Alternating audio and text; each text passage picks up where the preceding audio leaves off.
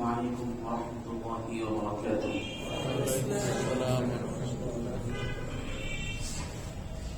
إن الحمد لله نحمده ونستعينه ونستغفره ونعوذ بالله من شرور أنفسنا ومن سيئات أعمالنا. من يهده الله فلا مضل له ومن يضلل فلن تجد له وليا مرشدا. وأشهد أن لا إله إلا الله وحده لا شريك له وأشهد أن محمدا عبده ورسوله صلى الله عليه وعلى آله وأصحابه أجمعين. أما بعد فأعوذ بالله من الشيطان الرجيم. بسم الله الرحمن الرحيم.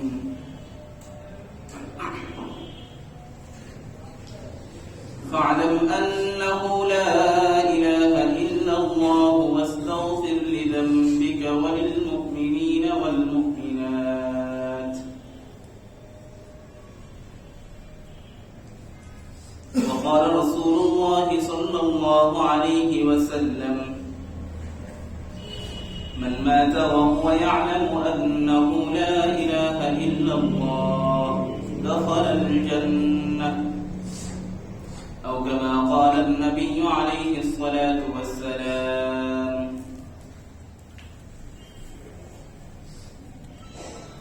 آمنت بالله وبرسوله. معزز ومحترم حضرات المربين الكرام ودكتورات থেকে আগত ইসলাম প্রিয় তাওহীদ প্রিয় মুওয়াহিদ মুসলিম ভাইরা, আল্লাহ সুবহানাহু ওয়া তাআলার মহান দরবারে শুকরিয়া জ্ঞাপন করছি,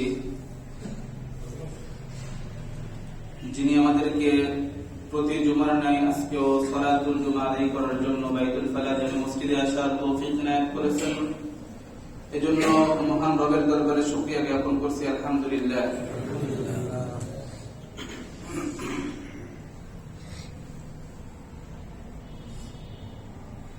আমাদের ধারাবাহিক আলোচনা চলছিল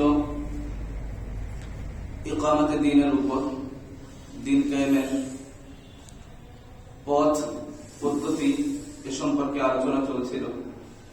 ইতিপূর্বে আমরা 2টা পর্ব আলোচনা করেছি।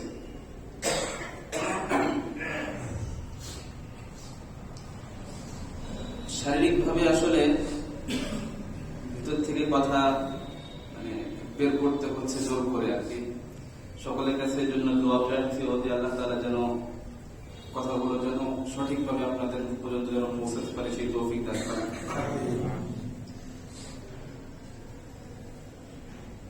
আমি প্রথমে একটা আয়াত তিলাওয়াত করেছি, একটা হাদিস তিলাওয়াত করেছি, যেখানে আমরা আয়াত এবং হাদিসের ভিতর, যেহেতু আশা করি সবাই এই আয়াতগুলোর সঙ্গে সম্পর্কিত, যেখানে আল্লাহ সুবহানাহু ওয়া তাআলা লা ইলাহা ইল্লাল্লাহ জ্ঞান অর্জনের ব্যাপারে গুরুত্ব আরোপ করেছেন। আল্লাহ রাসূলকে আদেশ করেছেন, ফা'লাম আন্নাহু লা ইলাহা ইল্লাল্লাহ, হে আল্লাহ রাসূল আপনি লা ইলাহা ইল্লাল্লাহ সম্পর্কে জানুন, আপনি জ্ঞান অর্জন করুন। অপরদিকে আল্লাহ রাসূল সাল্লাল্লাহু আলাইহি ওয়াসাল্লাম বলেছেন যে মান মাতা ওয়া হুয়া ইয়া'লামু আন্নাহু লা ইলাহা ইল্লাল্লাহ দাখালাল জান্নাহ, যে ব্যক্তি এই অবস্থায় মৃত্যুবরণ করলো যে তার লা ইলাহা ইল্লাল্লাহ ব্যাপারে পূর্ণ জ্ঞান রয়েছে, সে জান্নাতে প্রবেশ করবে। আর পূর্ণ জ্ঞান ইলম যেটা বলা হয়, আমল ছাড়া আসলে ইলমে নাফিয়া পায় না।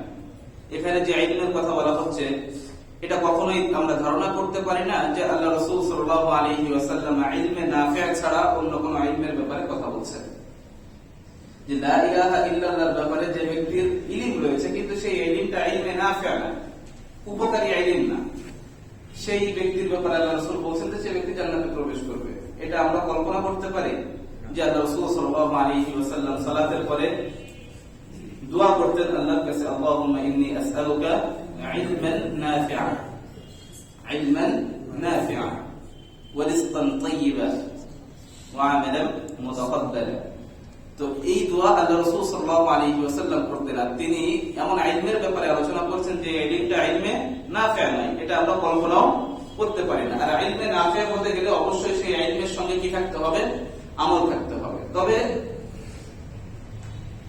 অতি বাস্তব কথা এটা যে মুসলিম উম্মার কাছে, আমি এই ভূখণ্ড নিয়ে কথা বলি আপাতত, এই ভূখণ্ডে যুগ যুগ ধরে এই আকীদার ইলম, ঈমানের বিষয়গুলো, এগুলো অনেক যুগ যুগ ধরে এটা মাজলুমি হালাতের ভিতর দিয়ে তার দিন অতিক্রম করছে। আলহামদুলিল্লাহ এখন কিছুটা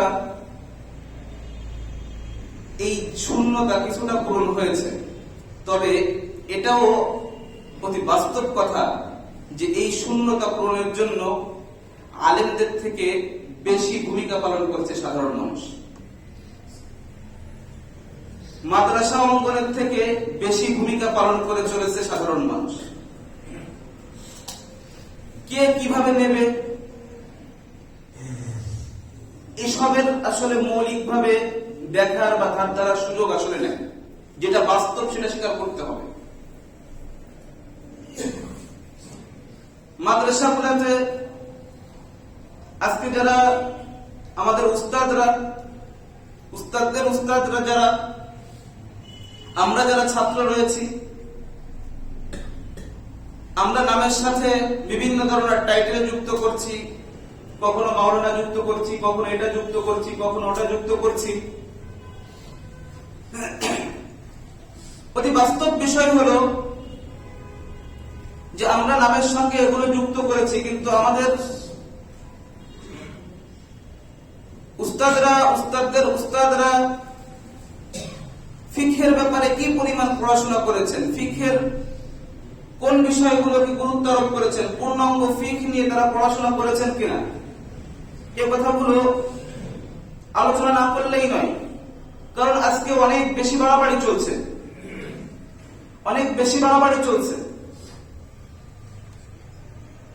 অনলাইন অফলাইন। দ্বীনের ক্ষেত্রে সাধারণের খেদমতকে আজকে অস্বীকার করা হচ্ছে। যারা ভিন্ন একটা অঙ্গন থেকে উঠে এসে বলা যায় যে যখন মাদ্রাসার তালিবে ইলমরা তারা এক ধরনের দ্বীনকে পরিত্যাগ করেছে, ঠিক সেই সময় আল্লাহ তাআলা তাদেরকে পরিবর্তন করে ভিন্ন জাতি থেকে আল্লাহ তাআলা দ্বীনের কাজ নিচ্ছেন। যখন তাদের খেদমতকে অস্বীকার করা হচ্ছে, তখন কিছু বাস্তবতা না বললেই নয়। আবার সাধারণদের এটা ভুলে গেলেও চলবে না যে আপনাদের দ্বীনের ব্যাপারে গভীর জ্ঞানের জন্য উলামা ইকরামের দ্বারে যেতে হচ্ছে। কেউ কাউকে অস্বীকার করবে এই জন্য কথাগুলো নয়, প্রত্যেকের জায়গা থেকে কথাগুলো বোঝার চেষ্টা করবেন। ফিকহের আলোচনা হচ্ছে মাদ্রাসাগুলোতে। দেখেন, আমি এখানে বিশেষভাবে কওমি মাদ্রাসাগুলোকে সামনে রেখে কথা বলছি। কওমি আলিয়া নিয়ে নিকৃষ্ট মনা পঙ্গপালদের যে অবস্থান, আলহামদুলিল্লাহ এ থেকে অনেক আগে বেরিয়েছি। এই বিধাভেদ নিয়ে কখনো কথা বলি না, বা এই বিধাভেদ নিয়ে কখনো কথা বলতে চাই না। কারণ প্রত্যেকে আমার ভাই, প্রত্যেকে আমাদের ভাই। কিন্তু সাধারণ মানুষ এখনো পর্যন্ত যে জিনিসটা সকলেই স্বীকার করবে তা হলো এখনো পর্যন্ত ইলমের কিতাবাদির অধিক চর্চা যে কওমি মাদ্রাসাগুলোতে হয়, এটা স্বীকার না করলেই নয়। এজন্য আমি সেই অঙ্গন নিয়ে কথা বলি, তাহলে সবগুলোর হালাত আমাদের সামনে বুঝে আসবে।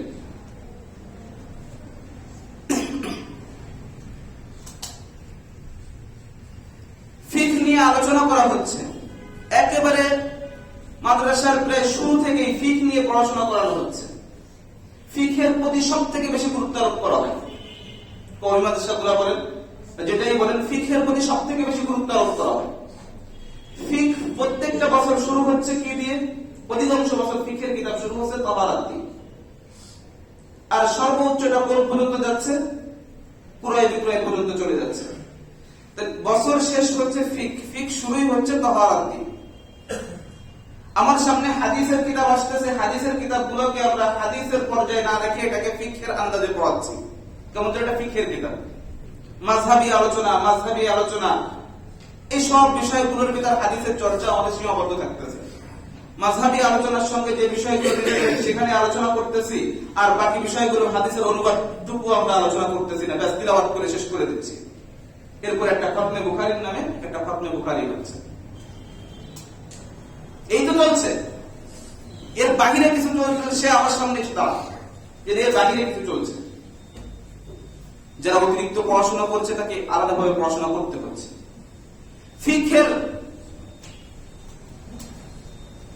ফিকহের কিতাবগুলোতে বিভিন্ন অধ্যায় রয়েছে, আরো অনেক অধ্যায় রয়েছে, সেগুলো কি মানসুখ হয়ে গেছে শরীয়তে?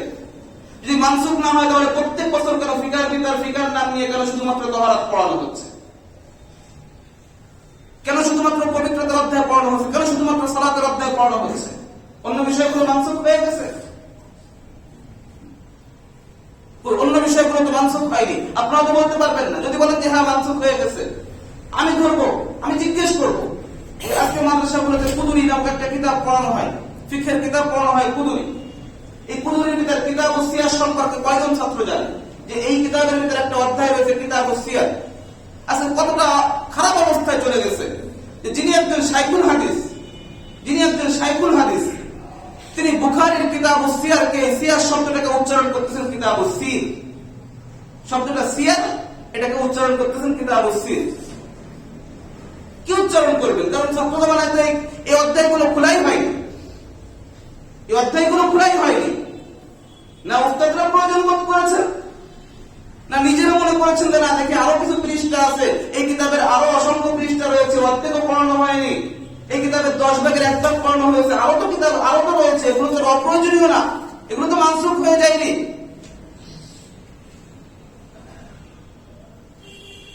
গোলামবন্দির মাসআলা আমাদের কয়জন জানে?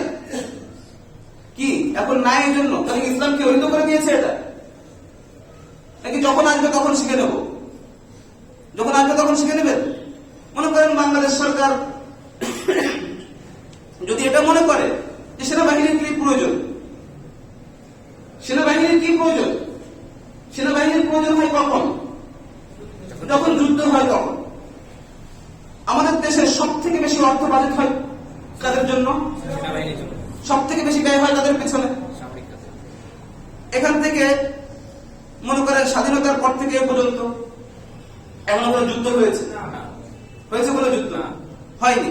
এখন সরকার মনে করছে যে এত টাকা শুধু এই খাতে কোনো প্রয়োজন নেই, যখন যুদ্ধ বাড়বে তখন আমরা তৈরি করে নিব। চলবে? বিষয়গুলো কেন এরকম হচ্ছে? আমি গত সপ্তাহে আলোচনার ভিতরে বলেছিলাম আমাদের প্রথম যে পয়েন্ট ছিল ইকামাতে দ্বীনের জন্য, আমি আলোচনা থেকে বের হইনি, ইকামাতে দ্বীনের জন্য প্রথম যে পয়েন্ট ছিল কি? দাওয়াত ইলাল্লাহ। আমি কি বলেছিলাম? যে পূর্ণাঙ্গ দাওয়াত হতে হবে। আজকে ইলমের ময়দান থেকে যদি পূর্ণাঙ্গ ইলমের চর্চা না হয় তাহলে বাইরে বের হয়ে সেই ছেলেটা কি করে পূর্ণাঙ্গ দাওয়াতের চর্চা করবে?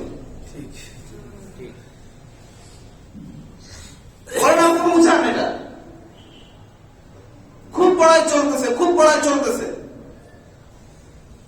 আল্লাহ হিফাজত করেন, এটা আমরা অস্বীকার করছি না। আলহামদুলিল্লাহ, এক একটা মাদ্রাসা দ্বীনের এক একটা মারকাজ, দ্বীনের এক একটা দুর্গ। দেওবন্দ যে ভূমিকা পালন করে চলেছে, আপনি এটাকে অস্বীকার করতে পারবেন? গোটা আরব আজমকে অস্বীকার করতে পারবে না। হিংসুকরা ছাড়া পারবে না। কিন্তু এর বাহিরেও যে দ্বীনের চর্চা চলছে, এর বাহিরেও যে আমার ভাইরা দ্বীনের প্রতি এগিয়ে আসছে, তারাও তাদের জায়গা থেকে আলহামদুলিল্লাহ সুম্মা আলহামদুলিল্লাহ যথেষ্ট খেদমত করে চলেছে।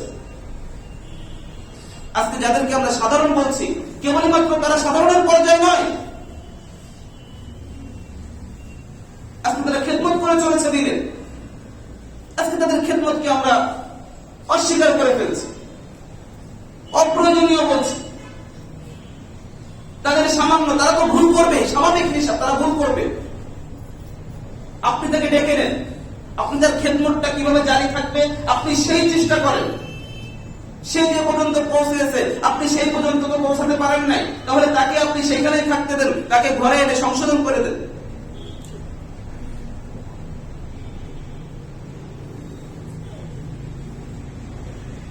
হিংসুক, যারা হিংসুক তাদের জন্য দুর্ভোগ। আল্লাহ তাআলা হিংসুকদের হিদায়াত দান করেন, আর যদি হিদায়াত না থাকে আল্লাহ তাআলা তাদেরকে ধ্বংস করে দেন। পূর্ণাঙ্গ দ্বীনের চর্চা কখন হবে? যখন আমি শরীয়তের পূর্ণাঙ্গ জ্ঞান অর্জন করব, এরপরেই না আমি সুযোগ পাবো কিসের? পূর্ণাঙ্গ দাওয়াতের সুযোগ পাবো, পূর্ণাঙ্গ বিষয়গুলো আমার সামনে আসবে। অন্যথায় আমি তো জানি না, পূর্ণাঙ্গ ইসলাম সম্পর্কে আমার ধারণাই নেই, আমি দাওয়াতের কাজ কি করবো? আর এটা চলছে, এটা একটা সমস্যা। ইকামাতে দ্বীনের ক্ষেত্রে এটা কি একটা বড় ধরনের সমস্যা। এটা যে পূর্ণাঙ্গ জ্ঞানেরই চর্চা হচ্ছে না, দাওয়াতের চর্চা কিভাবে হবে পূর্ণাঙ্গ দাওয়াতে? আর পূর্ণাঙ্গ দাওয়াত ছাড়া কখনো ইকামাতে দ্বীন কল্পনা করা যায়, কখনো কল্পনা করা যায় না। এটা ইকামাতে দ্বীনের জন্য জরুরি একটা বিষয় যে পূর্ণাঙ্গ দাওয়াত হতে হবে। এটা আমার কথা নয়, এটা আল্লাহ তাআলা বলছেন, মা আতাকুমুর রাসূল ফাখুযু ওয়া মা নাহাকুম আনহু ফান্তাহু।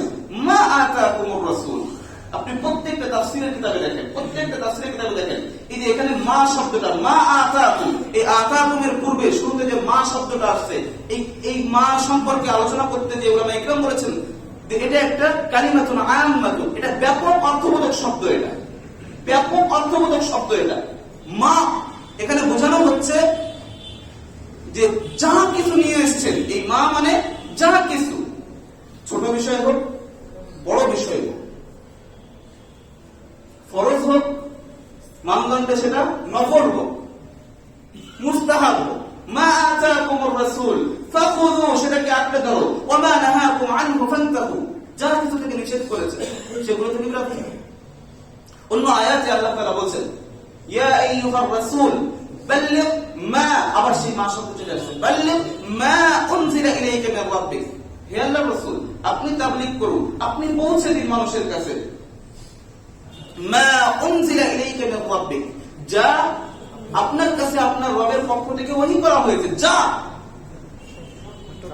সবকিছুই।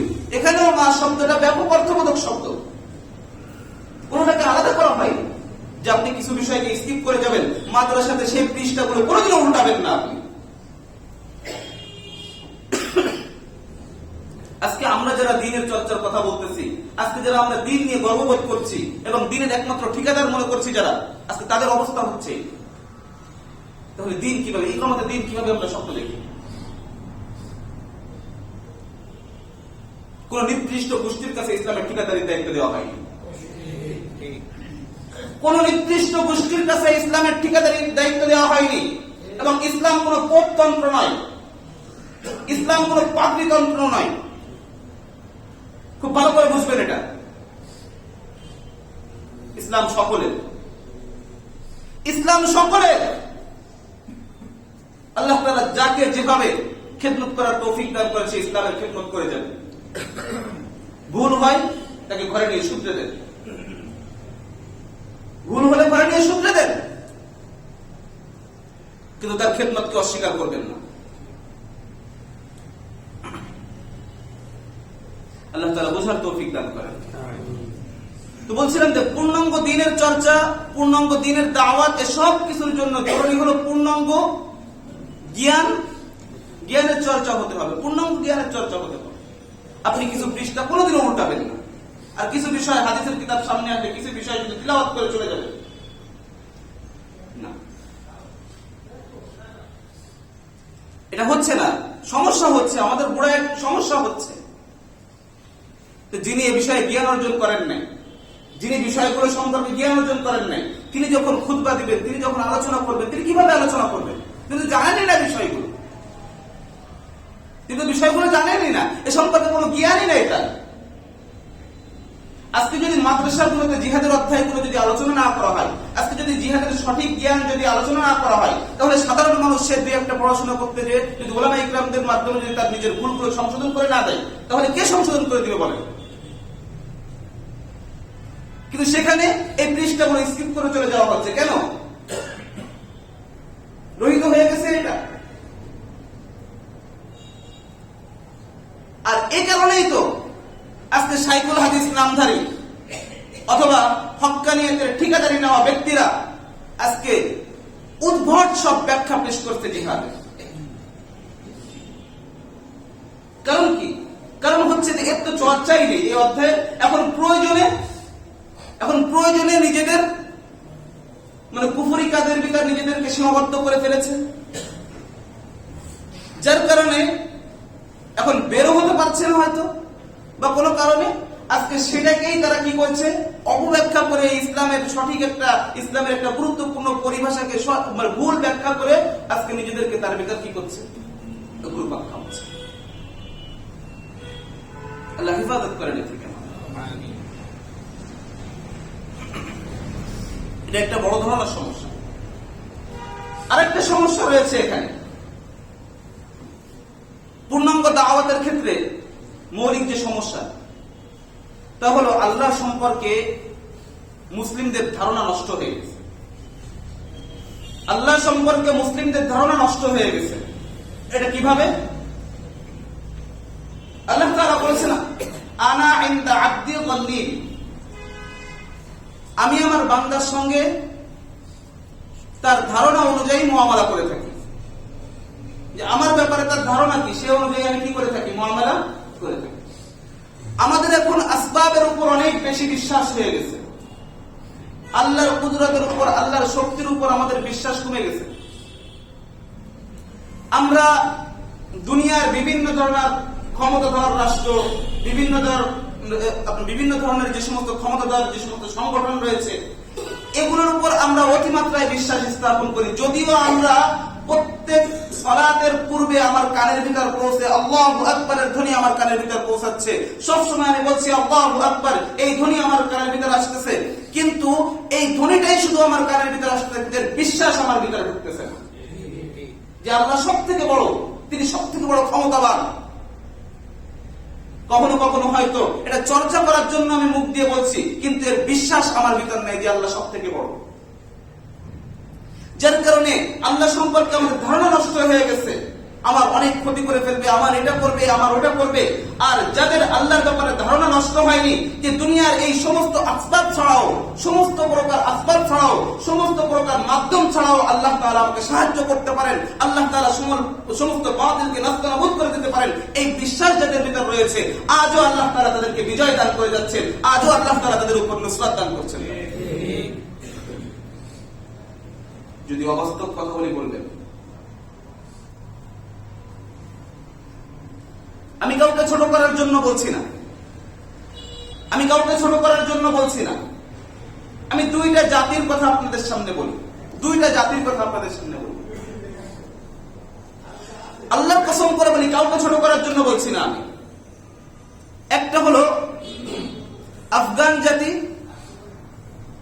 আর একটা হলো আরকানের রোহিঙ্গা জাতি।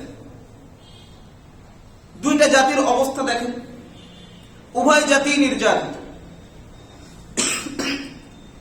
উভয় জাতি কি নির্যাতিত? অস্বীকার করতে পারবেন?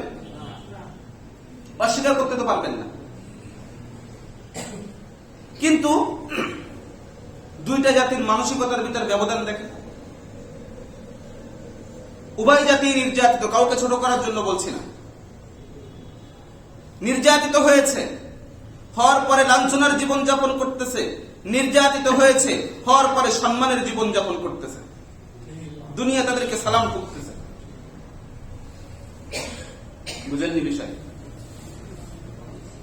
যদি না বোঝেন তাহলে বোঝার চেষ্টা করেন, কারণ বোঝা ছাড়া সামনে পথ চলতে পারবেন না। ছোট মুখের বড় কথাগুলো বোঝা ছাড়া সামনে এক পাও চলতে পারবেন না, এক পাও চলতে পারবেন না সামনে, দুইয়ের ভিতর পার্থক্য না বুঝতে পারলেন। আল্লাহ সম্পর্কে ধারণা ঠিক করেন, আল্লাহর ব্যাপারে সেই ধারণা পোষণ করেন যেই ধারণার কথা আল্লাহ রাসূল সাল্লাল্লাহু আলাইহি ওয়াসাল্লাম শিখিয়েছেন। আব্দুল্লাহ ইবনে আব্বাস রাদিয়াল্লাহু আনহুর হাদিস, তিনি বলেন কুনতু রিদফান নবী সাল্লাল্লাহু আলাইহি ওয়াসাল্লাম, আমি আল্লাহর রাসূলের রদিফ ছিলাম। রদিফ বলা হয় যিনি বাহনের পিছনের সিটে বসেন, যেমন মোটরসাইকেলে একজন ড্রাইভ করছেন আর একজন পিছনে বসছেন, তো প্রথম জনের রদিফ হচ্ছেন এই দ্বিতীয় জন, পিছনের জন হচ্ছেন রদিফ। সাহাবী বলছেন কুনতু রিদফান নবী সাল্লাল্লাহু আলাইহি ওয়াসাল্লাম, আমি আল্লাহর রাসূলের রদিফ ছিলাম, অর্থাৎ উটে রাসূলের পিছনে বসা ছিলাম, অথবা গাধার পিঠে রাসূলের পিছনে ছিলাম, অথবা ঘোড়ার পিঠে রাসূলের পিছনে বসা ছিলাম। আল্লাহ রাসূল সাল্লাল্লাহু আলাইহি ওয়াসাল্লাম বললেন ইয়া গোলাম, হে বৎস, তিনি ছোট বালক ছিলেন, তিনি বললেন ইয়া গোলাম, হে বৎস, ইন্নী উআল্লিমুকা কালিমাত, আমি তোমাকে কিছু কথা শিক্ষা দিতে চাই, আমি তোমাকে কিছু কথা শিক্ষা দিতে চাই। ইন্নী উআল্লিমুকা কালিমাত ইত্তাকিল্লাহ ইয়াহফাযুকা, ইহফাজিল্লাহ ইহফাজিল্লাহ ইয়াহফাযুকা, তুমি আল্লাহকে হেফাজত করো, আল্লাহর বিধিবিধান হেফাজত করো, তাওহীদের হেফাজত করো, আল্লাহর হুকুকের হেফাজত করো। ইয়াহফাযুকা, আল্লাহ তোমায় হেফাজত করবে। তাজিদুহু তুজাহা, যেখানেই থাকো সেখানেই তুমি আল্লাহর নুসরাত পাবে, আল্লাহর সাহায্য পাবে। এরপরে তিনি বললেন ওয়ালাম, জেনে রাখো أن الأمة لو اجتمعوا على أن يضروك بشيء لم يضروك إلا بشيء قد كتبه الله لك, জেনে রাখো গোটা জাতি, গোটা বিশ্বের মানুষ, গোটা পৃথিবীর মানুষ যদি তোমার বিরুদ্ধে একমত হয় যে তোমার ক্ষতি করবে, তো তারা তোমার কেবল অতটুকুই ক্ষতি করতে পারবে যতটুকু আল্লাহ তাআলা তোমার তাকদীরে লিখে রেখেছেন। যদি আল্লাহ কোনো ক্ষতি তোমার তাকদীরে না লেখেন তাহলে ওরা কোনো ক্ষতি করতে পারবে না। এবং তুমি এটাও জেনে রাখো ওয়ালাম আন্নাল উম্মাতা লাম ইজতামাউ আলা আন ইয়ানফাউকা বিশাইইন লাম ইয়ানফাউক ইল্লা বিশাইইন ক্বাদ কাতাবাহু আল্লাহু লাক, এটাও জেনে রাখো যে গোটা উম্মত যদি তোমার বিরুদ্ধে একমত হয় যে তোমার উপকার সাধন করবে, কেবল অতটুকুই উপকার সাধন করতে পারবে যতটুকু আল্লাহ তোমার তাকদীরে লিখে রেখেছেন, আর যেটা আল্লাহ তোমার তাকদীরে লিখে রেখেছেন সেটা পৃথিবীর সমস্ত শক্তি মিলে সেটা বাধা দিতেও পারবে না। আর সকলে মিলে অতটুকুই উপকার করতে পারবে যতটুকু আল্লাহ লিখে রাখছেন তাকদীরে। এরপরে আল্লাহ রাসূল বললেন রুফিআতিল আকলাম, এভাবে তাকদীর লিখার পরে রুফিআতিল আকলাম, কলমকে উঠিয়ে নেওয়া হয়েছে, ওয়াজাফাতিস সুহুফ, এবং যা লেখা হয়েছিল ওটা শুকাই গেছে, তার মানে ওটা আর মুছবে না। দেখেছেন না বিভিন্ন কালি লিখার পরে সাথে সাথে হাত দিলে আবার কি হয়ে যায়, ওটা লিখতে যায়, মুছে যায়, কিন্তু যখন একটু দেরি করা হয় ওটা কি হয়ে যায়, বসে যায়, শুকায় যায়। তো আল্লাহ রাসূল বলেন রুফিআতিল আকলাম ওয়াজাফাতিস সুহুফ, এরপরে কলমকে উঠাই নেওয়া হয়েছে, আর কোনো রদবদল হবে না, ওয়াজাফাতিস সুহুফ, এবং ওই পাতাও শুকিয়ে গেছে। এখন আমার আল্লাহর প্রতি সুধারণা যদি এভাবে না হয় তাহলে আমি কিভাবে সাহায্য পাবো? বলেন, আমি কিভাবে সাহায্য পাবো? সাহায্য পাওয়া সম্ভব? আমি মাদ্রাসাতে পূর্ণাঙ্গ তালিমের চর্চা করাতে পারছি না, এই তো একটাই ভয়, মাদ্রাসা বন্ধ হয়ে যাবে। মসজিদের মিম্বার থেকে পূর্ণাঙ্গ দাওয়াতের কাজ করতে পারছি না, দাওয়াত বন্ধ হয়ে যাবে, অথবা আমার চাকরি চলে যাবে। তাহলে আল্লাহর প্রতি আমার সুধারণা কোথায় গেল? আর সাধারণ মানুষ পূর্ণাঙ্গ দ্বীনের চর্চা কোন জায়গা থেকে করবে? বুঝান আমাকে। মাদ্রাসার উলামা ইকরামরা রয়েছেন, কথার ভুল বুঝবেন না, পূর্ণাঙ্গ আলোচনা ভিডিও রেকর্ড হয়েছে, আর আমি যতগুলো কথা বলেছি এর কোনো কথা আমি এখান থেকে করে নিচ্ছি না, এখান থেকে প্রত্যাহার করছি না। আমি সকল কথার সঙ্গে আগেও যা বলেছি আলহামদুলিল্লাহ বুঝে শুনেই বলেছি। বুঝতে পেরেছেন বিষয়টা? তো এই জন্য বলছি যে মাদ্রাসাগুলোতেও দ্বীনের যে পূর্ণাঙ্গ তালিমের চর্চা হচ্ছে না, আর পরবর্তীতে যখন বাহিরে এসে তারাই যখন দাওয়াতের কাজ করছে, আমি পূর্ণাঙ্গ দিনের জ্ঞান অর্জন করি না, তো আমি পূর্ণাঙ্গ দিনের কাজ করব কিভাবে? অথচ ইকামত দ্বীনের জন্য সবথেকে সর্বপ্রথম যে বিষয় জরুরি তা হলো পূর্ণাঙ্গ দিনের দাওয়াতের কাজ করতে হবে, পূর্ণাঙ্গ দিনের দাওয়াত হতে হবে। ইয়া আইয়ুহার রাসূল বাল্লিগ মা উনজিলা ইলাইকা মির রাব্বিক, যা কিছু আপনার কাছে ওহী করা হয়েছে, যা কোন বিষয়কে আপনি বাদ দিতে পারবেন না। হ্যাঁ, আমি খণ্ডিত দাওয়াতের ব্যাপারে মূল্যায়ন গত সপ্তাহে আলোচনা করেছিলাম। আংশিক বিষয়ের দাওয়াত, কেউ আমাদের প্রতি দাওয়াত দিচ্ছে, এটাও দাওয়াত, এটাও দাওয়াত।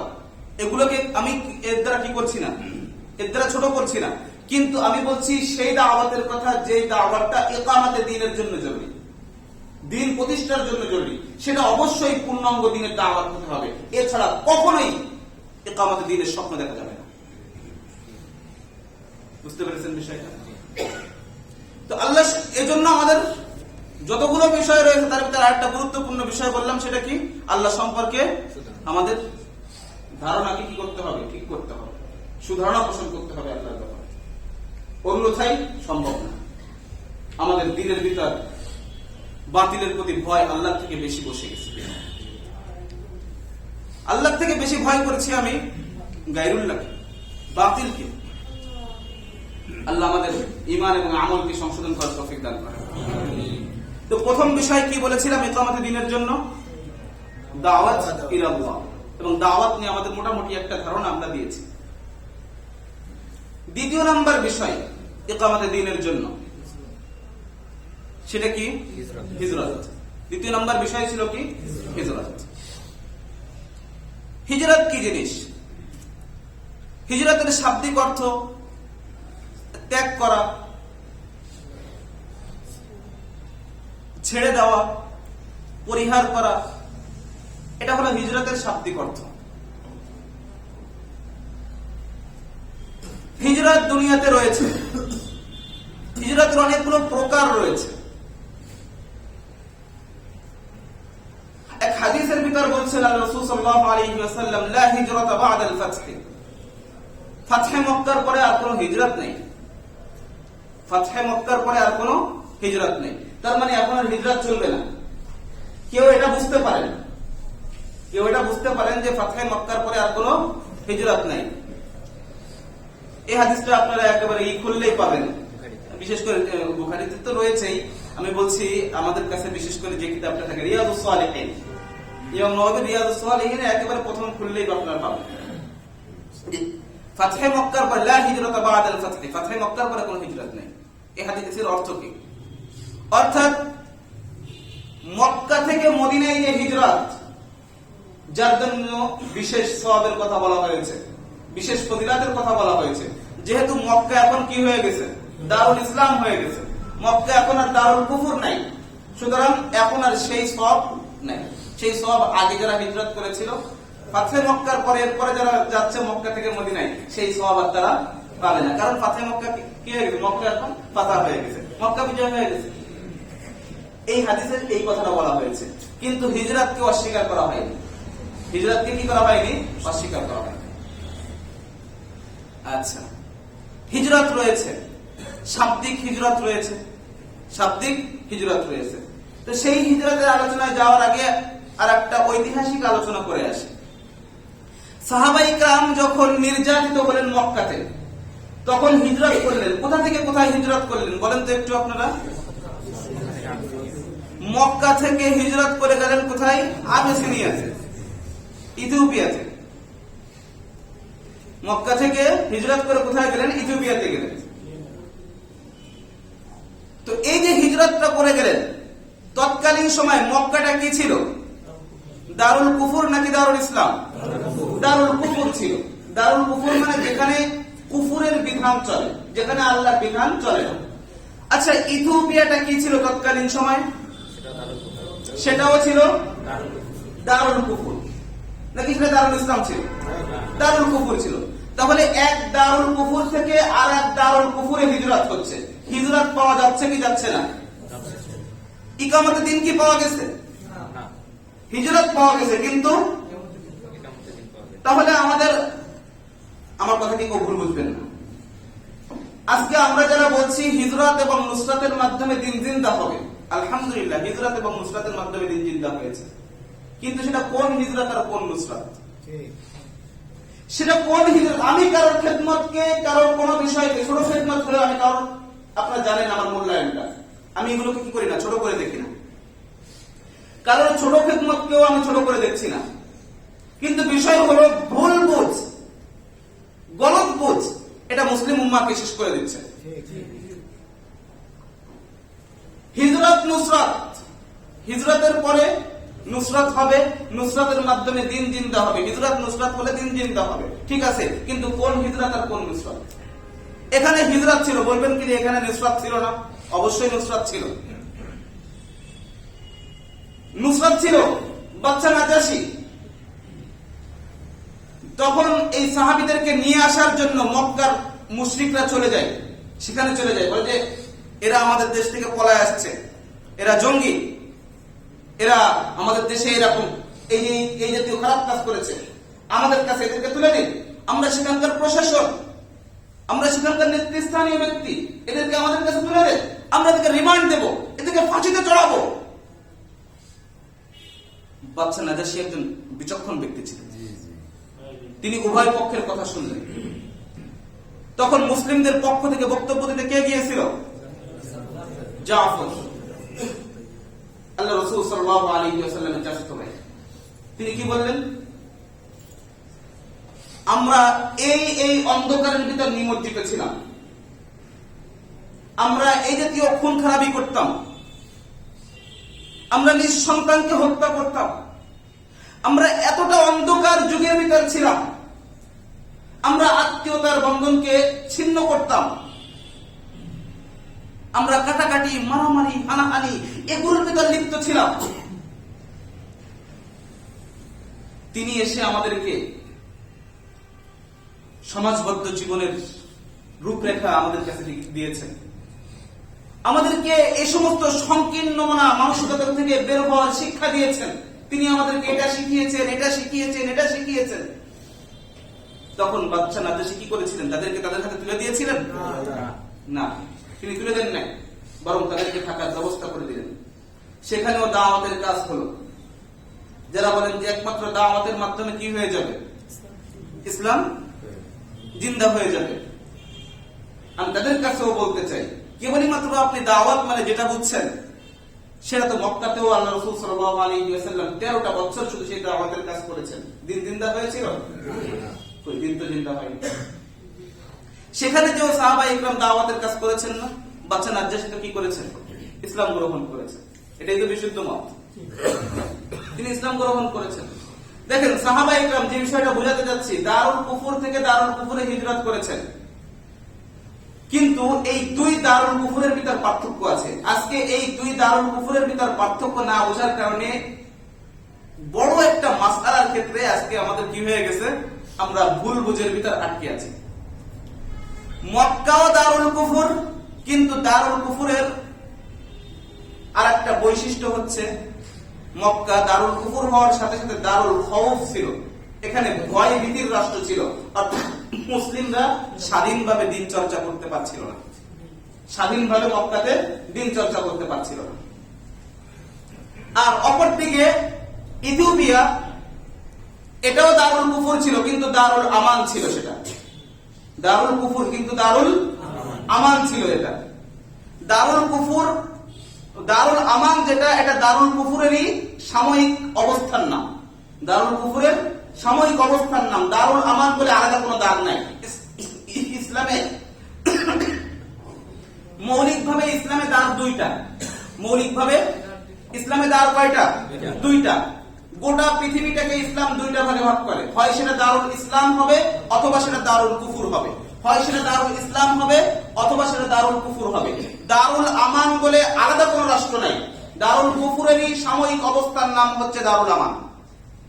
যেমন মক্কা ছিল দারুল খৌফ, দারুল কুফরের সাথে সাথে সেটা ছিল দারুল খৌফ, তার মানে সেখানে মুসলিমরা স্বাধীনভাবে তাদের ধর্ম চর্চা করতে পারছিল না।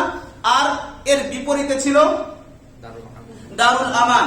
দারুল আমান অর্থাৎ যেটা আলাদা কোনো দার নয়, দারুল কুফরেরই সাময়িক একটা অবস্থান নাম। যেহেতু ইসলামের কোনো নিজস্ব ভূখণ্ড ছিল না, এই জন্য তারা দারুল খৌফ থেকে আরেকটা দারুল কুফরের, যেটা দারুল আমানের বৈশিষ্ট্য মণ্ডিত, এমন একটা জায়গায় হিজরত করে গেছিলেন। তাহলে আলাদা কোনো দার নাই। এই মাসআলাটায় ভুল বুঝ রয়েছে মানুষের। দারটাকে তিনটা ভাগে ভাগ করা হয়েছে, একটা হলো দারুল কুফর, আর একটা হলো দারুল আমান, আর একটা হলো দারুল ইসলাম। দারুল আমান বলে আলাদা কোনো দার নাই। বুঝতে পেরেছেন বিষয়টা? দারুল কুফরেরই সাময়িক অবস্থান না। এবার আপনি যদি বুঝে থাকেন মূল মাসআলাটা, আমরা যে ভূখণ্ডে বসবাস করছি এটা কি দারুল কুফর নাকি দারুল ইসলাম? দারুল কুফর। এটা দারুল কুফর, এটা একটা কুফরি রাষ্ট্র। অর্থাৎ দারুল আমান এবং দারুল কুফর এই দুইটা পার্থক্য হয় কিসের ভিত্তিতে? সমস্ত ফিকে হানাফি বলেন, ফিকে শাফি বলেন, ফিকে মালিকি বলেন, ফিকে হাম্বলি বলেন, অথবা ফিকে আম বলেন, ফিকে মুকারিন বলেন, বা আরো যে ফিকের চর্চা হচ্ছে জগতে, অথবা অন্য যারা ইমাম রয়েছে, এই চার ইমামের বাহিরে আরো যারা রয়েছেন, ইমাম দাউদ আয-যাহিরি রাহিমাহুল্লাহ, যিনি যাহিরি মাযহাবের ইমাম রয়েছেন, সেই ইমামের বড় আলেম রয়েছেন আল্লামা ইবনে হাজম রাহিমাহুল্লাহ, আল্লামা ইবনে হাজম আয-যাহিরি রাহিমাহুল্লাহ। তো এই সমস্ত মাযহাবগুলোর সকলের কাছেই দারুল কুফর, দারুল ইসলাম এটা ভাগ হয় কিসের ভিত্তিতে? দেখা হয় যে সেখানে কোন বিধান জারি রয়েছে, সেখানে কোন বিধান জারি রয়েছে, কার বিধান জারি রয়েছে। সেখানে যদি আল্লাহর বিধান অনুযায়ী সেই রাষ্ট্র পরিচালিত হয়, আল্লাহর দেওয়া বিধান অনুযায়ী যদি রাষ্ট্র পরিচালিত হয়, তাহলে সেটার নাম হয় তখন দারুল ইসলাম। সেখানে জনসংখ্যার কোনো বিচার করা হয় না, যে জনসংখ্যা মুসলিম বেশি নাকি কাফের বেশি। আমি এটা খুব কঠিন ভাবে বোঝানোর জন্য বলেছিলাম যে একটা রাষ্ট্রে একজন মাত্র মুসলিম আর বাকি সব অমুসলিম, সেটা একটা ইসলামী রাষ্ট্র হতে পারে। আর একটা রাষ্ট্রে 100% মুসলিম কিন্তু সেটা কুফরি রাষ্ট্র হতে পারে। কারণ মূল পার্থক্যটা হয় কিসের ভিত্তিতে? বিধানের ভিত্তিতে। কিসের ভিত্তিতে? বিধানের ভিত্তিতে পার্থক্যটা হয়ে থাকে। সেখানে দেখা হয় যে কোন আইন জারি রয়েছে। এখানে বিস্তারিত আলোচনা রয়েছে, আমরা অন্য কোন শিরোনামে আলোচনা করব বিস্তারিত ভাবে। এখানে আরো কিছু বিষয় রয়েছে। আইনের ক্ষেত্রে আপনার কখনো কখনো ইসলামী রাষ্ট্রে দুই একটা আইন ভিন্ন আইন দ্বারা, দুই একটা বিধান অন্য আইন দ্বারা কার্যকর করা হয়, এর হুকুম কি? আর একটা হলো রাষ্ট্রের মূলনীতি হচ্ছে কুফরের উপর, রাষ্ট্রের মূলনীতি হচ্ছে ইসলাম বিরোধী মূলনীতি, সেই রাষ্ট্রের অবস্থান কি হবে? এই বিষয়গুলো এখানে পার্থক্য রয়েছে, সেটা নিয়ে আমরা আলোচনা করছি না, কারণ আমাদের মৌলিক আলোচনার বিষয় ভিন্ন। তো আমরা আলোচনা করছিলাম কি নিয়ে? হিজরত নিয়ে। সাহাবা ইকরাম দারুল কুফর থেকে দারুল কুফরে হিজরত করেছিলেন। তাহলে হিজরত পাওয়া গেল, এবং বাদশা নাজাশী তখন কি করেছিলেন? নুসরাতও করেছিলেন। তাহলে হিজরত পাওয়া গেল, নুসরাত পাওয়া গেল, দাওয়াত পাওয়া গেল, দিন জিন্দা হওয়ার বিষয় কি হলো? দিন জিন্দা তো হয়নি, দিন জিন্দা হয়নি। খুব ভালো করে বোঝেন বিষয়টা। কোন দলকে, কোন গোষ্ঠীকে, কারোর আমলকে, কারোর দাওয়াতকে, কারোর খেদমতকে ছোট করার জন্য কথা নয়, ভুল বুঝবেন না। জল বহুগুলা করেছেন, আল্লাহর ওয়াস্তে এখন অন্তত বাদ দেন, আল্লাহর ওয়াস্তে এখন অন্তত বাদ দেন।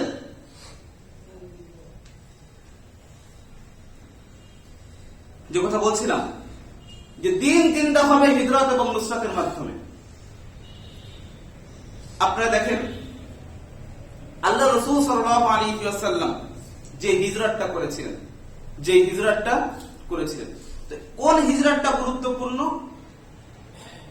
দারুল কুফর থেকে হিজরত করতে হবে এমন একটা ভূখণ্ডে, যেই ভূখণ্ডের মানুষদের সঙ্গে কঠিন একটা বায়াত হবে। কি হবে? কঠিন একটা বায়াত হবে। একসঙ্গে হিজরত এবং বায়াতের আলোচনাটা ছেড়ে যাচ্ছে, কারণ এর পরের পয়েন্টটি কি আমাদের? বায়াত। 3 নম্বরে কি রাখছি আমরা? বায়াত রাখছি, এজন্য কাছাকাছি রেখেছি এটা। তো বায়াত লাগবে, কঠিন একটা বায়াত লাগবে। এমন ভূখণ্ডে হিজরত হবে যে ভূখণ্ডের মানুষদের সঙ্গে একটা কঠিন বায়াত হতে হবে। তো বায়াতটা আমাদের বুঝতে হবে। বায়াতটা কোন জায়গা থেকে বুঝবো? বায়াতটা আমরা হাদিসের কিতাব থেকে বুঝতে পারি। বুঝে আসছে? বায়াতটা আমরা কোন জায়গা থেকে বুঝতে পারি? হাদিসের কিতাব থেকে আমরা বায়াতটা বুঝতে পারি। আল্লাহ রাসূল সাল্লাল্লাহু আলাইহি ওয়াসাল্লামের কাছে যখন মদিনা থেকে কিছু লোক আসলেন, কিসের জন্য? আল্লাহ রাসূলকে তারা মদিনাতে নিয়ে যাবেন, মদিনাতে নিয়ে যাবেন। মক্কাতে দিন জিন্দা হচ্ছে না, তারা মদিনাতে রাসূলকে নিয়ে যাবেন।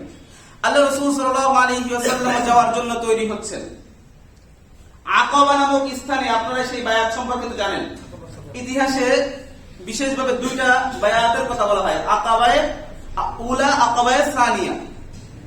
সেখানে আকাবা নামক স্থানে দুইটা বায়াত হয়েছিল। কয়টা বায়াত? দুইটা বায়াত হয়েছিল। আল্লাহ রাসূলকে নেওয়ার পূর্বে যে বায়াতটা হচ্ছিল, তখন আল্লাহ রাসূলের চাচা আব্বাস রাদিয়াল্লাহু আনহু সামনে এগিয়ে আসলেন, এসে মদিনার লোকদেরকে বললেন, তোমরা আবারও তোমাদের সিদ্ধান্তটা একটু বিবেচনা করো, আবারও তোমরা বিবেচনা করো। তোমরা মুহাম্মদকে সাল্লাল্লাহু আলাইহি ওয়াসাল্লাম, তোমরা মুহাম্মদকে যে মদিনায় নিয়ে যেতে যাচ্ছ, এর অর্থ হচ্ছে গোটা দুনিয়ার যতগুলো তরবারি রয়েছে তোমাদের বিরুদ্ধে কিন্তু তোমরা কি করছো? ডেকে নিচ্ছ। ভালো করে চিন্তা করো। এর মাধ্যমে তোমরা নিজেরা হুমকির মুখে পড়বে, তোমাদের সন্তানরা হুমকির মুখে পড়বে, তোমাদের স্ত্রী পরিজন হারাতে হবে, মা বাবাকে হারাতে হবে, এসব কিছু ধন সম্পদ হারাতে হবে। এসব কিছুর জন্য তোমরা প্রস্তুত কিনা আবারও বিবেচনা করো। যদি তোমরা মনে করো যে না, এসব কিছুর জন্য তোমরা প্রস্তুত নও, তাহলে এখনই তোমরা সেটা বলে দাও, এখনই তোমরা সেটা বলে দাও। মজার ব্যাপার হচ্ছে, আব্বাস রাদিয়াল্লাহু আনহু তখন ইসলাম প্রকাশ করেন নাই, তখনও তিনি মুসলিম নন। তিনি বলছেন, আবারও তোমরা বিবেচনা করে দেখো, মুহাম্মদকে নেওয়ার অর্থ হচ্ছে আনতা উদ্দাকুমুস সুয়ুফ, গোটা বিশ্বের তরবারিগুলো তোমাদেরকে গিলে খাবার মতো অবস্থা হবে। সবাইকে তোমরা আমন্ত্রণ জানাচ্ছ, আবারও বিবেচনা করো, প্রয়োজনে সিদ্ধান্ত পরিবর্তন করো, আল্লাহর কাছে একটা ওজর হিসেবে দাঁড়াবে। কিন্তু তোমরা যদি তাকে নেওয়ার পরে নিজেদের এই সিদ্ধান্তের উপর অটল থাকতে না পারো, তাহলে নিজেদের পায়ে কিন্তু নিজেরা তোমরা কি মারবে, তখন নিজেদের ক্ষতি তোমরা নিজেরাই করবে। তখন যেমনটা ক্ষতি করেছিল কারা? যেমনটা ক্ষতি করেছে নিজেদের ওই কুফাবাসীরা। তারা হুসাইন রাদিয়াল্লাহু আনহুকে আমন্ত্রণ জানিয়েছিল।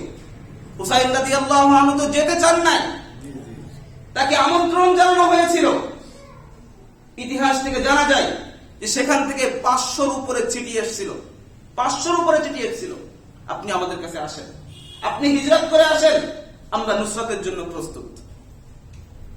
হুসাইন রাদিয়াল্লাহু আনহু যেতে চান নাই, সাহাবায়ে ইকরাম বাধা দিয়েছেন। কিন্তু যখন এত মানুষের সেখানে আহ্বান, উনি সেটা ফেরাতে পারেন নাই। উনি দিন জিন্দার স্বপ্ন দেখেছেন, কিন্তু তারা গাদ্দারি করেছে। ওরা কি করেছিল? কুফাবাসীরা গাদ্দারি করেছিল। সেখানে হিজরত পাওয়া গেছে, কিন্তু নুসরাত পাওয়া যায়নি। আব্বাস রাদিয়াল্লাহু আনহু বললেন যে এজন্য তোমরা এখনো সময় রয়েছে, তোমরা প্রয়োজন নিজেদের অপারগতা স্বীকার করো, এখনো পর্যন্ত সময় রয়েছে, অপারগতা স্বীকার করো, আল্লাহর কাছে হয়তো এটা একটা ওজর হিসেবে দেওয়া।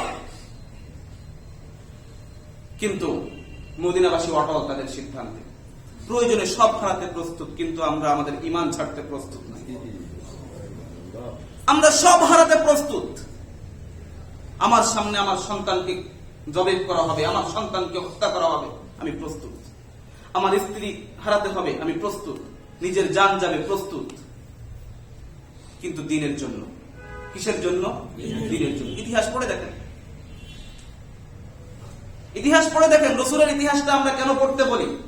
আজকে আশ্চর্যজনক যত সব প্রশ্ন রয়েছে, তার ভিতরে একটা প্রশ্ন হচ্ছে, যদি অমুক পদ্ধতিতে দিন প্রতিষ্ঠিত না হয়, তাহলে আর কোন পদ্ধতিতে প্রতিষ্ঠিত হবে?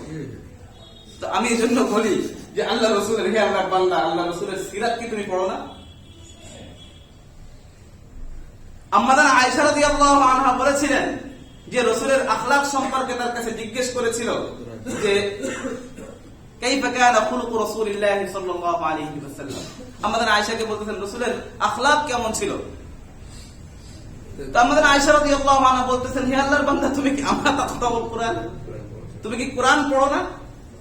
বলছে হ্যাঁ, কোরআন তো পড়ি। আমাদের আয়েশা রাদিয়াল্লাহু আনহা কানা খুলুকুল কুরআন, রাসূলের আখলাক তো গোটা কোরআনটাই, গোটা কোরআনটাই রাসূলের আখলাক। যে আখলাকের ভিতর রয়েছে বাতিলের সঙ্গে আগে সম্পর্ক ছিন্ন করতে হবে, যে আখলাকের ভিতর রয়েছে আগে পাপীকে বর্জন করতে হবে, পাপকে পরে বর্জন করতে হবে। এটা কার আখলাক? কোরআনের আখলাক। আর কোরআনের আখলাক রাসূলের আখলাক। বুঝেননি বিষয়টা? আর আল্লাহর রাসূল যদি এই আখলাক গ্রহণ না করে থাকেন, আল্লাহর ভাষায় যিনি এই আখলাক গ্রহণ করবেন না, আগে পাপীর সঙ্গে সম্পর্ক ছিন্ন করবেন না, আগে আল্লাহর দুশমনদের সঙ্গে সম্পর্ক ছিন্ন করবেন না, যারা কুফর করেছে তাদের সঙ্গে সম্পর্ক ছিন্ন করবেন না, যিনি এটা এমন আচরণ যিনি করবেন তিনি তো আল্লাহর ভাষায় একজন নির্বোধ।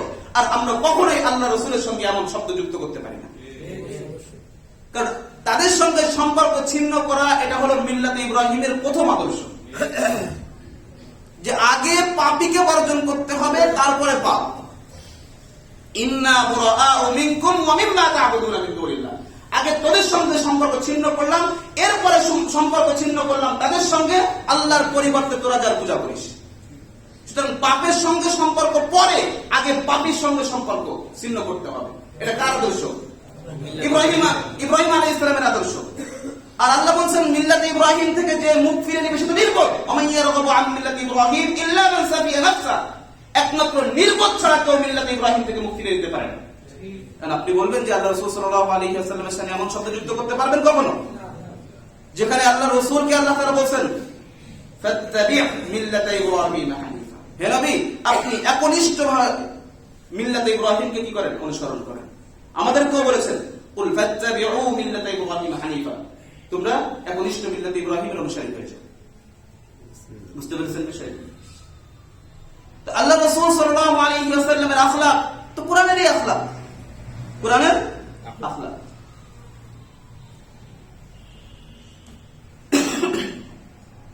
আব্বাস রাদিয়াল্লাহু আনহু বলছেন যে আবারও বিবেচনা করো, আবারও ভেবে দেখো তোমরা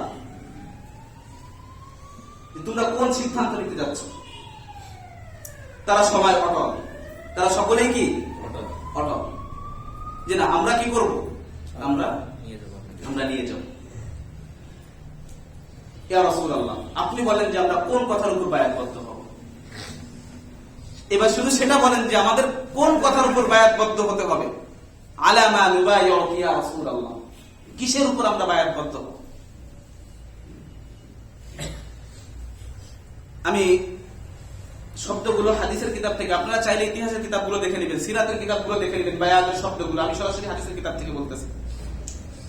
মুসনাদে আহমদের হাদিস নাম্বার 14456, আল্লাহ রাসূলকে সাহাবায়ে ইকরাম বললেন, অর্থাৎ মদিনার লোকেরা বললেন, ইয়া রাসূলুল্লাহ আলা মা নুবাইয়ু, আমরা কিসের উপর বায়াতবদ্ধ হব। قال তুবাইউনি আলা সামঈ ওয়াত তাআ ফিন নাশাতি ওয়াল কাসব, তোমরা তোমাদের স্বাচ্ছন্দ্যের সময়, তোমরা তোমাদের যে অস্বাচ্ছন্দ্য, আরামায়েশ বা আরামহীনতা, অর্থাৎ দুঃখ কষ্ট, তোমরা যে অবস্থায় তোমরা থাকো না কেন, ধনাঢ্যতা অথবা দারিদ্রতা, যে হালাতেই তোমরা থাকো না কেন, সর্ব অবস্থায় তোমরা আমার কথা শুনবে এবং মেনে চলবে। আল্লাহ সামঈ, আমার কথা শুনবে, এবং অনুগত করবে, বের হতে পারবে না। তোমাদের অবস্থা যাই হোক না কেন, তোমাদের অবস্থা যাই হোক না কেন, দুঃখে থাকো, সুখে থাকো, শান্তিতে থাকো, আরামে থাকো, বিপদে থাকো, যেভাবেই তুমি থাকো না কেন, আলা সামঈ ওয়াত তাআ, এর উপর বায়াতবদ্ধ হতে হবে। ওয়ান নাফকাতি ফিল উসরি ওয়াল ইসরি, স্বাচ্ছন্দ্য অবস্থায়, অস্বাচ্ছন্দ্য অবস্থায়, তোমাদের অবস্থা খুব ভালো যাচ্ছে, এখন টাকা পয়সা আছে, ব্যাস যাই একটু সঙ্গ দিয়ে আসি, একটু মুহাম্মাদের সঙ্গ দিয়ে আসি, এখন অবস্থা খুব খারাপ যাচ্ছে, কে যাবে সেখানে, সময় আছে নাকি যাওয়ার, তার টাকা সারা দেওয়ার সময় আছে, এখন তো অনেক কাজ বাকি, এখন আমার কি করতে হবে, উপার্জনের জন্য বেরোতে হবে। যে অবস্থায় থাকো না কেন?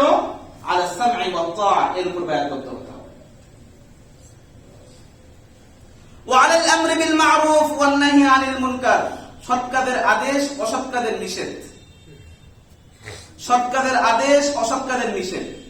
শুধু সৎ কাজের আদেশ, শুধু অসৎ কাজের নিষেধ, উভয়টাই থাকতে হবে। সৎ কাজের আদেশ থাকতে হবে, অসৎ কাজের নিষেধ থাকতে হবে। অসৎ কাজের নিষেধ কিভাবে করতে হবে তা রাসূলের হাদিস থেকে, রাসূলের সিরাত থেকে শিখে নিতে হবে। যখন শক্তি থাকবে বাতিল কাজটা হাত দিয়ে ভেঙে দেওয়ার, তখন সেটা হাত দিয়ে ভেঙে দিতে হবে, ঈমানের সর্বোচ্চ স্তর। আর যদি নিম্ন স্তরে থাকো, তাহলে ওই খারাপ কাজটাকে কিভাবে পরিবর্তন করা যায় অন্তরে অন্তরে পরিকল্পনা রাখতে হবে ততক্ষণ পর্যন্ত, এবং সেই পরিকল্পনা মাফিক কাজ করতে হবে যতক্ষণ না সেই খারাপ কাজটা পরিবর্তন হয়। ঘৃণার কোনো কথা হাদিসে নাই, কারণ কোন মুমিন কোন খারাপ কাজকে পছন্দ করতে পারে না। মুমিন কখনো গান শুনতে পারে, কিন্তু গানের থেকে যখন মজা পাবে, শয়তানের ধোঁকায় পড়ে গান শোনা আর গানের থেকে লজ্জাত নেওয়া, মজা নেওয়া, তখন তার ঈমানের হালাত আরো বেশি কমতে থাকে। আল্লাহ রাসূল সাল্লাল্লাহু আলাইহি ওয়াসাল্লামের সেই হাদিস, সাহাবী এসে আল্লাহ রাসূলকে বললেন, ইয়া রাসূলুল্লাহ, আমি কিভাবে বুঝবো যে আমি একজন মুমিন? কিভাবে বুঝবো যে আমি একজন মুমিন? আল্লাহ রাসূল সাল্লাল্লাহু আলাইহি ওয়াসাল্লাম একটা টেস্ট দিয়ে দিলেন ঈমানের, যে তোমার ভিতর যদি এই অবস্থা থাকে তাহলে তুমি বুঝতে পারবে তুমি মুমিন, আর যদি এই অবস্থা না হয় তাহলে বুঝবে যে তুমি মুমিন নও। কি বললেন? ইযা সাররাতকা হাসানাতুকা ওয়া সাআতকা সাইয়্যাতুকা ফাআনতা মুমিন। যখন তোমার ভালো কাজ ভালো লাগবে, খারাপ কাজ খারাপ লাগবে, বুঝবা যে তুমি মুমিন। আর এর বিপরীত হলে সেটা আর ভালো লাগতেছে না। খারাপ কাজ ভালো লাগতেছে, খারাপ কাজে খুব মজা পাচ্ছি, খারাপ কাজে খুব মজা পাচ্ছি, গান শুনতেছি খুব মজা পাচ্ছি। তো খারাপ কাজ খারাপ লাগা, ভালো কাজ ভালো লাগা, এটা ঈমানের লক্ষণ, এটা ঈমানের লক্ষণ। আর খারাপ কাজ ভালো লাগা এটা ঈমানের লক্ষণ নেই। আমার কথা নয়, আল্লাহ রাসূলের কথা। ঝগড়া করতে হলে রাসূলের সাথে যেয়ে করেন, বোঝাপড়া যাক রাসূলের সাথে করেন, আমার সাথে দরকার নেই। আমি হাদিসের কথা বলে দিয়েছি। এ কথা বললে আমি অপরাধী হলে আমার আগে আরো দুজন অপরাধী রয়েছে, আমি কমপক্ষে 3 নম্বর অপরাধী। কমপক্ষে কত নম্বর অপরাধী? 3 নম্বর অপরাধী। আমার আগে আরো দুজন অপরাধী রয়েছে, 1 নম্বর আল্লাহ আর 2 নম্বর আল্লাহ রাসূল। কারণ আল্লাহ তাআলার আদেশ না পেয়ে রাসূল কোনো কথা বলেননি দ্বীনের ব্যাপারে, সুতরাং আল্লাহ তাআলা আগে আদেশ করেছেন এই কথা বলার, আর এরপরে আল্লাহ রাসূল সাল্লাল্লাহু আলাইহি ওয়াসাল্লাম বলেছেন। কিন্তু আপনি খারাপ কাজ করবেন, আপনি কুফরি করবেন, আবার আপনি মানে কুফরকে সমর্থন করবেন, আপনি কুফরের কথা বলবেন, আবার বলবেন আমি এটা ইবাদত করতেছি। এই সমস্ত হাস্যকর নীতি ইসলাম সমর্থন করে না। এই সমস্ত হাস্যকর নীতি ইসলাম সমর্থন করে না। আপনি স্বর্ণের যে একটা কাঁসার বাটি, এই স্বর্ণের কাঁসার বাটিতে আপনি পানি খেতে পারেন না, হয় ওটা কাঁসার বাটি আর নয় স্বর্ণের বাটি।